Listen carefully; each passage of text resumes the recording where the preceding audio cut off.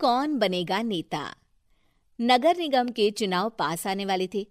पूरे कानपुर शहर में टिकट को लेकर मारामारी शुरू थी, लेकिन सबसे ज्यादा चर्चा में वार्ड नंबर 40 की सीट थी। वो इसलिए क्योंकि इस बार वहां की सीट महिला के लिए आरक्षित थी। अब सवाल ये था कि चुनाव लड़ेगा कौन।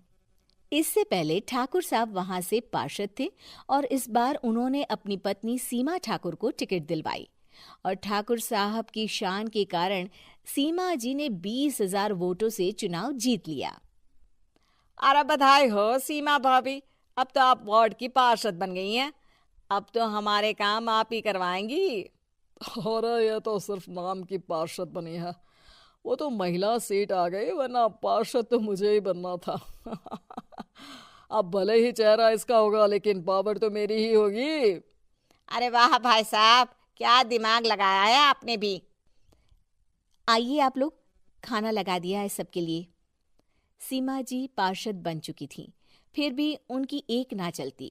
सारे काम ठाकुर साहब खुद ही संभाल लेते और जहां जरूरत पड़ती वहां सीमा जी का अंगूठा लगवा लेते। सीमा जी ज्यादा पढ़ी लिखी भी नहीं थी। एक दिन ठाकुर साहब और सीमा एक प्रोग्राम में जाते हैं। अरे ठाकुर साहब, आप आ गए। ओहो, पार्षद मैडम भी आ गई हैं। स्वागत है आप दोनों का।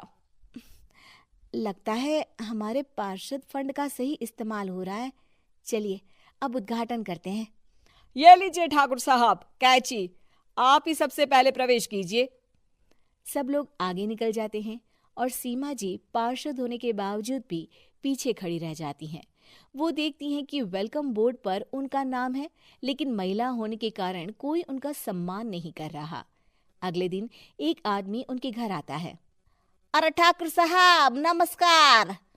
कल ना हम नोटिस किए कि हमारा घर तो अवैध है और नगर निगम वाले उसे तोड़ने आ रहे हैं। अरे कुछ कीजिए ना ठाकुर साहब। देखो भाई, मैं तो ज्यादा कुछ कर नहीं सकता, पर अगर तुम सबकी जेब गर्म कर दो तो कुछ हो सकता है। कुल मिलाकर 4 लाख लगेंगे। अरे 4 लाख ठाकुर साहब? अरे भाई, मैं अपने लिए नहीं मांग रहा हूँ। दरोगा है, इंजीनियर बाबू है, बड़े साहब है, सबको देना पड़ता है ना थोड़ा थोड़ा। बोलो है मंजूर? तभी वहां अचानक सीमा जी आ जाती हैं। अरे ये आप क्या कर रहे हैं? पहले इन्हीं लोगों से तो आपने वोट मांगे, अब इनसे ही पैसे ले रहे हो। अरे चुप रहो तुम। तुम्हारा काम है सिर्फ अंगूठा लगाना, तुम वही किया करो। मुझे दूसरे काम तुम मत सिखाओ, समझी? और तुम ना जाओ, अब पैसे लेकर आओ, वरना जेसीबी किसी भी वक्त आती होगी। सब कुछ ऐसे ही चलते रहता है। एक दिन सीमा जी और ठाकुर साहब को एक लोकल मीटिंग में बुलाया जाता है। वहां पर कई और अधिकारी लोग भी मौजूद रहते हैं। अब मैं चाहूंगा कि ठाकुर साहब हमारे बीच 2 शब्द कहें। मेरे प्यारे भाइयों और बहनों, आज मेरा सौभाग्य है कि मैं आप सबकी सेवा दिन रात कर पा रहा हूं। आपने मेरी पत्नी को भारी मतों से जिताया है, इसलिए मैं आप सभी का शुक्रगुजार हूं।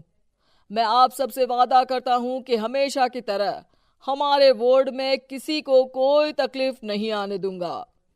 सभी लोग तालियां बजाने लगते हैं।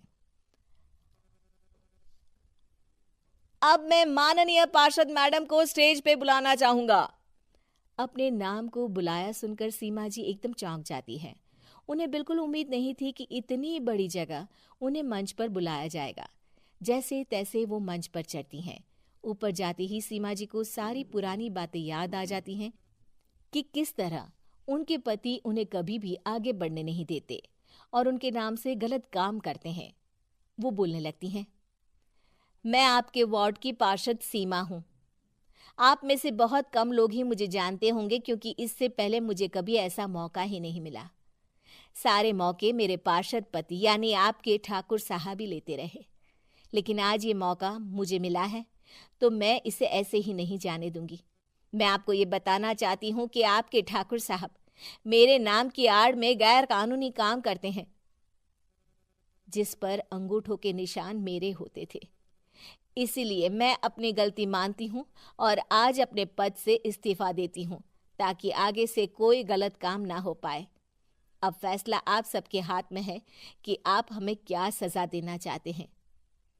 सीमा जी की बातें सुनकर ठाकुर साहब के चेहरे का रंग उड़ जाता है और वो शर्म से मुंह नीचा करके वहां से चले जाते हैं और पद से इस्तीफा देकर ही सही सीमा जी अपने आप में आत्मविश्वास महसूस करती हैं।